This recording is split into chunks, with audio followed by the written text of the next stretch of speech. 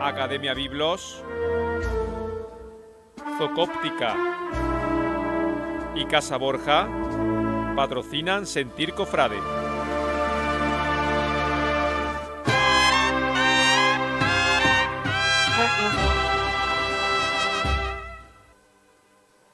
Buenas noches. En esta parte final, en este casi último tramo del programa, en este espacio donde suele haber una hora de tertulia, les vamos a presentar a 3 nuevos tertulianos. Hoy son bastantes caras conocidas, también queremos renovarlo con vista a esta cuaresma.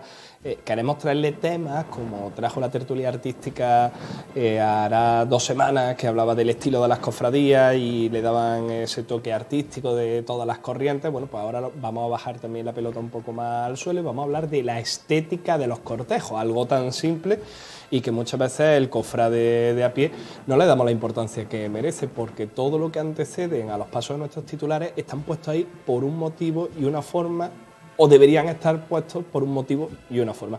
Pues para hablar de ello nos acompañan 3 priostes, asesores artísticos, pónganle el título que ustedes quieren, pero sobre todo 3 buenos cofrades con el ojo educado, como decía Rafa Cueva hace unos minutos. Aquí a la derecha, don Juan Alcalá. ¿Qué tal, caballero? Buenas noches, Juanjo. Pues nada, encantado de poder compartir una noche de cofradía con grandes amigos y bueno, espero que esto se pase muy rápido porque será buena señal. Sí, para pasar una gran noche de cofradías también nos acompaña Paco García, prioste del Sepulcro. Así es, muchas gracias. ¿Qué encantado, tal? Encantado de estar aquí con vosotros, de que me hayáis invitado. Y igual que Juan, pues encantado de estar rodeado de amigos al fin y al cabo y para hablar de lo que nos gusta, de la priostía, del aspecto de las cofradías, y yo creo que podemos hacer una labor también pedagógica en gran parte a nuestras hermandades y nada, espero que sea fructífero. Sí, el Viernes Santo lo hemos tratado bien. Perfectamente, vamos, yo de hecho que lo he estado escuchando desde ahí, yo creo que habéis hecho una exposición perfecta de las circunstancias que tenemos ahora mismo el Viernes Santo y vamos, poco más podemos decir, la pelota, tal y como habéis dicho, está en el tejado del obispado y apelamos a la comprensión y al buen hacer por las circunstancias en las que estamos y nada. Lo único sí recalcar es que sí es verdad que nosotros no nos queremos ser la última, sino no queremos ser la última a este precio, por así decir. Si mientras el Viernes Santo mantenga estos horarios y estas circunstancias, por la Hermandad del Santo Sepulcro no puede estar en la calle o no debe tener la cofradía en la calle hasta las horas que está. Pero bueno, tal y como habéis dicho, puede ser un precedente para que se vuelvan a revisar otras alternativas que puedan ser menos traumáticas, por así decir, como ya se intentó en un momento con la permuta con los dolores, o incluso que yo creo que es algo que podría beneficiar mucho a toda la jornada, que es el adelantamiento de la jornada completa. Ya no te pregunto más por la actualidad, cofrade, yo sé que es complicado, por lo menos en la compañía, ya sabemos que los integrantes de la tertulia podemos entrar. Y don Antonio Ávila, usted vino al Salto La Reja, cuando lo dimos en directo en PTV Andalucía, ahora sí, para hablar de temas de pasionistas, de Semana Santa, prioste de la Esperanza. ¿Qué tal, caballero? Pues nada, encantado de poder repetir la experiencia, ¿no? De volver a esta casa, a Sentir Cofrade. Aquella vez fue aquello un poco todo improvisado. Un atraco a mano armada que te hice. Veníamos de pliego, con una excursión por el campo. Y nada, gracias a Dios, pues aquí estamos otra vez con buenos amigos y con ganas de que esto sirva para que las hermandades pues puedan poco a poco mejorar, ¿no? Todo el tema de cortejo y la presentación de ellas mismas en la calle, ¿no? Venga, perfecto. Me habéis comentado antes que tenéis hasta un speech inicial, copiáis a los buenos, a la tertulia histórica. Lo ibas a hacer tú, Juan, Sí, ¿no? Para introducir. Todo me ha engañado y Venga. me toca hacer un poco de historiador. Pues nada, tenemos que entender un poco la estética actual de las cofradías, viene desde la antigüedad, o sea que entonces tenemos que comprender que esto no es una estética impuesta de un año para otro, sino que tenemos que retroceder en el tiempo. Para entender de dónde vienen los cortejos penitenciales tenemos que irnos a la Baja Edad Media. Allí, sobre todo, Europa es desolada entre 1347 y 1350 por la peste, y esto lo que hace es que la religiosidad se vuelva hacia lo doloroso y ponga el foco en la pasión. Esto lo que hace es que prolifera de una manera espontánea por toda Europa los llamados flagelantes. Aquí, por ejemplo, en España tenemos el valenciano dominico San Vicente Ferrer, que tuvo gran culpa de ello. Y bueno, entonces esto es como las primeras cortejos penitenciales que iban de manera espontánea por las ciudades. y se iban agrupando varias personas en torno a unos cortejos que normalmente estaban encabezados por pequeñas cruces de manguilla o estandartes con una cruz pintada. Esto se llega a un punto de descontrolado, tipo como hoy tenemos, por ejemplo, armadas de piratas, se iba ya de madre. De hecho, la propia Iglesia intentó censurarlo y ya con la idea ilustrada ya, sobre todo en el 18, se pone un poco fin poco a poco con esto, sobre todo por la Real Cédula de 1777 del Consejo de Castilla con Carlos III. También intentó prohibir los toros, que gracias a Dios no pudo. Y bueno, aquí ponemos algunas representaciones de cómo eran. Eran pequeños cortejos con penitentes, muy influenciados por la estética un poco del San Benito de la Santa Inquisición. Llevaban lienzos de color blanco como síntoma de la pureza. Al final era un ejercicio de expiación de los pecados, ¿no? Entonces, pues ya se ve un poco una estética que muy depurada hasta hoy en día, pero que ya tenemos elementos comunes como cruces, como bocinas y como el color de las túnicas, sobre todo el blanco por el tema, como he dicho, de la pureza, y el negro como el tema del luto.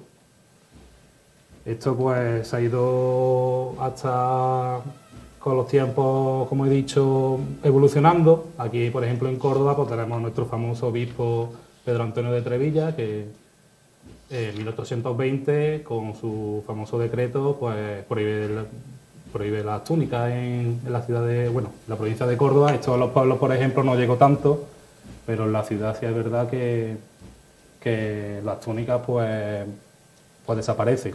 Se pasa al traje negro de luto. ¿Qué pasa? Que ya con el siglo XX, bueno, finales del XIX, ya empieza a resurgir las cruces de guía como tenemos hoy en día en mente, que son ya cruces grandes y ornamentales. Aquí tenemos, por ejemplo, una arqueología en las cruces de guía en lo barroco, sobre todo las cruces guionas, que ya hablaremos un poquito más adelante. Y sobre todo en el boom de la Semana Santa a partir de posguerra, pues ya las túnicas empiezan a proliferar de diferentes colores, cruces de guía de todo tipo. Aquí vamos a un apartado, vamos a diferenciarlas en cruces que han utilizado elementos antiguos, en cruces que siguen un poco la estética de la manguilla y en cruces un poco la estética más de los 40-50, que eran cruces un poquito más achatadas, a las últimas cruces que ya son un poquito más esbeltas y bueno, por seguir decirlo, también con una influencia un poco de otra Semana Santa. Perfecto, pues sentado a la base de esta tertulia, antes de continuar con la introducción, me piden, Ávila, a ver si puedes que roza con la chaqueta el micro y evitemos ese sonido en la tele, si no ahora me confirmarán si me mantiene el sonido. Venga, algo más breve para la introducción sobre estos cortejos. Un poco más, después de la introducción, pues decir que como ha derivado el hábito de las túnicas, tal y como ha explicado Juan, pues aquí en Córdoba, pues digamos que lo que más conocemos actualmente a partir del siglo XX, pues son también muy motivados por al final la gran proliferación de hermandades que se fundan después de la posguerra, pues son túnicas sencillas, como vemos también Hermandad de la Misericordia, túnicas que no llevan capa ni cola, que es lo que hemos estado comentando. La historia de dónde viene la capa y la cola, pues seguramente, o Juan seguramente sabrá más, viene sobre todo de otras ciudades, sobre todo como Sevilla, donde están los precedentes más claros.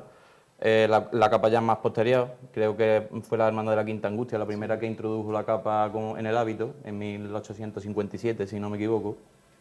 Y la cola, digamos que es la estética de túnica más pura que queda, digamos, desde aquellos disciplinantes que proceden de la Edad Media. Aquí sí es verdad que, tal y como hemos visto en imágenes, ya hoy por hoy existen cofradías de capa y cofradías de cola, pero todavía siguen quedando ese resabio de cofradías que tienen esta túnica que anteriormente he comentado, son túnicas sin capa, y que la capa la mantienen por algunos cargos de confianza de la hermandad. Yo también viene muy influenciado por la estética malagueña, quizás, que cogió mucha idea de allí, pero yo ahí sí voy a ser que sea un poco impopular, pero yo creo que es el momento en el auge que estamos ahora mismo en la Semana Santa de que esas hermandades pues deberían de dar el paso a unificar o a una cosa o a otra. Claro, que no tiene sentido. O sea, el sentido de la túnica es unificar a todo hermano. Si ya estamos creando rangos entre hermanos, pues yo creo que eso, que sí que tendrá su explicación porque vendrá de años atrás y tal, pero creo que hoy en día está un poco obsoleto. Sí, al final quizás venga un poco por esa austeridad de la época en la que proceden, que evidentemente pues no había muchos recursos de donde poder hacer túnicas para aquellas personas que participaban en aquellas estaciones de penitencia, pero bueno, tenemos ya también dos precedentes, yo creo que muy beneficiosos, como fue en su día la Hermandad de la Angustia, que también tomó la decisión de unificar a la capa, una cofradía tan señera como la Angustia, o la Hermandad de la Sentencia, que también en su momento decidió tirar por la capa, y yo creo que a la vista está que le ha ido bastante bien. Claro, hablamos de unificar todo, ¿no? Todo lo que es el cortejo, los hermanos nazarenos, ¿no? La Hermandad de la Esperanza también es pionera en que todos los hermanos nazarenos tengan su túnica en propiedad. Creo que es uno de los pasos más importantes que tienen que dar las hermandades de cara a que la gente se comprometa a salir de la cofradía, ¿no? Y poder ir ganando poco a poco en presencia en la calle. También esto ocurre mucho con las hermandades de negro, con las de cola, en las que ha habido muchos cambios de túnica, ¿no? Usan alguna sarga, luego usan chin, otras usan el tema del ruán, incluso en las mismas cofradías ha surgido momentos en que se han prestado entre una y otra pues las túnicas, ¿no? Entonces, unificar el cortejo en lo que es la vestimenta del nazareno es de lo más importante que tiene que hacer la cofradía, los objetivos primordiales, ¿no? Claro, de una hermandad. Aquí la primera hermandad en Córdoba que unifica hermandad de capa fue el Prendimiento. De hecho, aquí estamos viendo una imagen de las túnicas actuales, que bajo mi criterio puede ser el corte más bonito de capa que hay en la ciudad. Tiene una esclavina bastante redondeada por detrás, un babero largo, que le da esa presencia a la cofradía, ¿no? Ese empaque al hermano nazareno. Hay que darle la importancia que tiene vestirse de nazareno. Date cuenta que una cofradía dice mucho a través de su cortejo. Entonces aquí hay que cuidar todos los detalles, ¿no? Desde el zapato, a que el capirote esté bien colocado, a que si llevan capa se la recojan, porque eso también le da una mayor belleza y elegancia. Y es verdad que lo que estaba comentando Ávila, que bueno, parece que la tendencia en nuestras cofradías es que cada vez más son las que apuestan por la túnica en propiedad, que esto creo que al final es bueno. Porque es otro melón. Ha pasado de un melón de cómo se tiene que vestir el nazareno. No sé si va a caer bien. La mía, por ejemplo, no es todavía obligatorio. Algo importante, de hecho, vamos, yo creo que de los tres que pertenecemos a una cofradía de negro, ya lo comentó el otro día y teniente hermano mayor Lázaro, que el tema de la vestimenta del nazareno para nosotros es algo fundamental. Vamos, por descontado descarta el tema del alquiler de túnica. Yo creo que la túnica debe ser algo propio, algo que además debe de ser algo incluso bonito, ¿no? Que sea intransferible, que tú tengas tu túnica y la veas planchada los días previos y la cuides y incluso, como dije yo, digo, no ni se presta. O sea y luego a la hora de llevarla pues también es importante cuidar el detalle del vestido de nazareno, la colocación del capirote, que por desgracia aquí en la ciudad muchas cofradías... Sí, están las famosas brujas, ¿no? Que decimos, ¿no? Las madrinas, esas que van por ahí purulando con el... ¿Qué son? La bruja, mira, pues muy sencillo. El capirote debe de ir, a nuestro modo de entender, recto, que para eso... Pero yo creo que todo este tema parte porque en Córdoba hay falta de tradición a la hora de vestirse de nazareno, ¿no? Vestirnos nazareno es como algo que queda para los niños y no es el caso. No cumplimos 18 años y ya pasamos a ser costaleros, a tocar una banda o a salir de otro, o directamente no salir de la cofradía, ¿no? Creo que salir de nazareno es algo mucho más serio, que requiere de un compromiso que en otras ciudades es familiar, que es una tradición, creas o no creas, seas más devoto de tu imagen o menos devoto, ¿no? Entonces, ese hábito de a vestirte con tu familia, con tus hermanos de nazareno, hace que esos errores que cometemos actualmente a la hora de vestirnos de nazareno se corrijan previamente, ¿no? Porque ya tu padre sabe cómo se viste de nazareno, tu madre ha salido y tu hermano mayor, ¿no? Entonces, claro, a día de hoy pues, nos encontramos con problemas cuando llega a la puerta de la iglesia, temas de pulseras, adornos típicos, ¿no? Contemporáneos, digamos, luego los cirios de pongo la estampita de mi Cristo, mi Virgen, que no hay que demostrar, hablamos del anonimato, ¿no? Que al final que sale penitente sale de anonimato, ¿no? Es una persona anónima, nadie tiene que saber quién eres, ¿no? Y a esa referencia a que alguien pueda saber quién eres, pues debemos de evitarla, ¿no? El tema de los relojes, que muchos hermanos tienden a salir con relojes, y como veníamos diciendo, ¿no? El problema de las brujas, que antes me has dicho, ¿no? Las brujas decimos a aquellos hermanos que salen con el capirote mal. ¿Por qué salen mal? Porque ahora de probarse o hacerse el capirote, el antifaz, o la persona que atiende no sabe, o el que lo lleva tampoco sabe. Entonces ahí se crea ese problema de donde no me molesta, ahí me lo pongo. Y no esa es la razón, porque claro, no tenemos que olvidar que salimos de penitentes. Entonces el capirote tiene que apretar un poquito, tiene que ir a su sitio, porque eso con el paso del día pues va cayendo, ¿no? Se va deformando. Igual que a salir con cirio o con cruz, porque la cruz tiene que pesar, somos penitentes, no puede ser algo que queramos llevar, por evitar llevar capirote, pues me pongo cruz y quiero que no pese la cruz. Entonces, o me duele el cirio porque llevo 5 horas con el cirio en la mano y se me ha hecho la forma del cirio y llevo 2 días. Al final tenemos que salir de tener claro a lo que vamos, ¿no? Ser penitentes de Cristo, ¿no?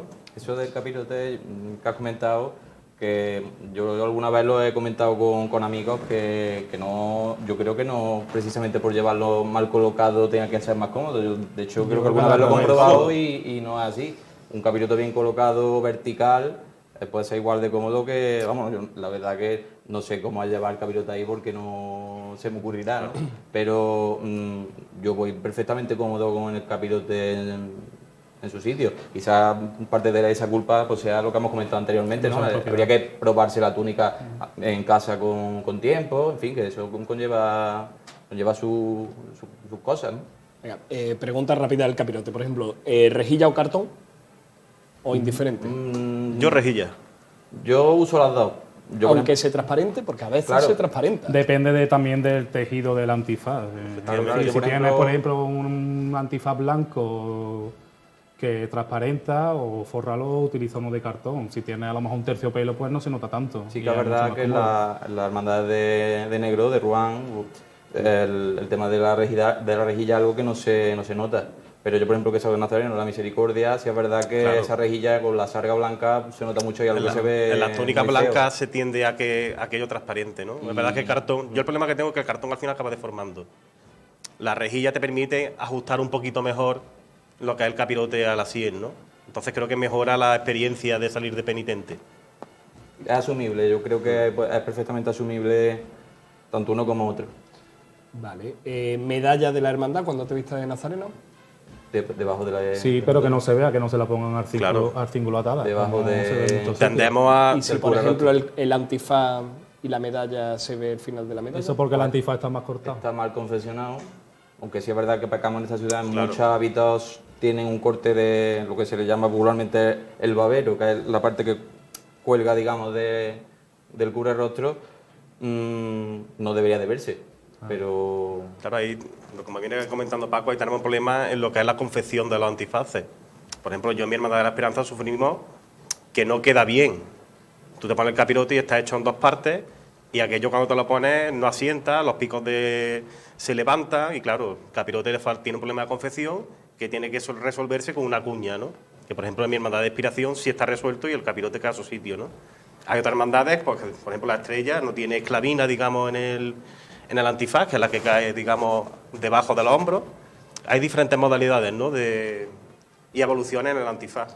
Todo para que quede mejor, ¿no? Venga, más preguntas. Además, preguntas de respuesta rápida. ¿Forma en la que tiene que andar el nazareno cuando está andando la cofradía? Pues un nazareno nunca debe de correr, eso creo que es de primero de nazareno. Tiene que tener unos movimientos suaves, elegantes. Al final esos movimientos y esa forma estética con la que tú te mueves con tu túnica es lo que la gente al ver tu cofradía se queda, ¿no? O sea, aquí yo estoy harto de ver diputados con capa que van corriendo de un lado para otro que parecen Superman. Entonces, esas cosas hay que cuidarlas. Después también me parece muy interesante el uso de telas, ¿no? Yo sé que, por ejemplo, aquí tengo a mi amigo Julio, que es un defensor de raso. Aquí, por ejemplo, a mí me encanta el raso en la Caridad. Es que muchas veces como que en Córdoba hemos pecado de que el raso lo hemos dejado atrás, pero yo creo que el problema no ha sido de la tela o del tejido en sí, sino del corte de la túnica. Tú puedes tener una túnica de raso que le da ese brillo y esa Y esa plasticidad a la cofradía, que si una túnica está bien hecha, con Bien confeccionada. bien confeccionada, pues no tiene problema, ¿no? Claro, en las de capa ocurre lo mismo, ¿no? Incluso actualmente con las capas, por ahorrar en la economía de lo que es el hábito nazareno, tendemos a hacer medias capas. En la Esperanza yo tengo túnica antigua y es capa completa. Las actuales se están haciendo a media capa, no se queda igual la túnica. Por mucho que queramos, ese cierre que hace, ese cubrimiento, esa forma que le da el nazareno, es mucho más positiva que cuando va a la media capa. Ya no hablamos en caso de que no lleven capa. Yo creo que es necesario en las túnicas que haya o cola o capa porque dan forma al nazareno, no lo dejan desvestido. Porque cuando hay hermandades que tienen solo la túnica, ver a los nazarenos en forma y es algo que queda un poco Es extraño. como un poco una señal como de austeridad. De hecho, ahí, no lo comentaba antes, hay dos hermandades que no tienen no son de las que se catalogan ni de capa ni de cola, ni sin capa. Hay algunos con capa que son, si no me dejo ninguna atrás, creo que es la hermandad del Vía Cruz y la hermandad del Remedio de Ánima, Sí. que tienen su estilo, que gustará más o menos, pero ellos mantienen su estilo y si es verdad que esa austeridad, quizás ellos puedan tener un plus de... Sí.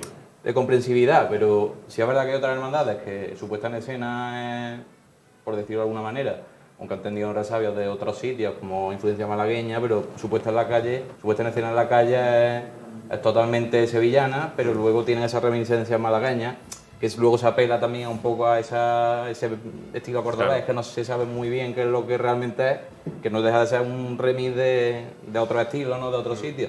Pero en este caso, pues, esa austeridad que mantienen, el igualarlo a todos, en este caso a todos por abajo, sin que yendo con la misma túnica, pues yo creo que... Hombre, en relación un poco al corte de las túnicas, que es lo que veníamos hablando, comparto la visión de Juan con el tema de la túnica de prendimiento. Creo que de Hermandad de Bulla de los cortes más bonitos. Luego, si entendemos como hermandad clásica, Barrio La Merced, creo que ese vuelo que tiene esa capa entera, esa presencia de la túnica de La Merced, es de las más impresionantes, junto con la del Calvario. Yo creo que el Calvario también tiene una de las grandes túnicas de Córdoba. A mí me choca un poco en esa hermandad tan seria los guantes. No soy de ver guantes.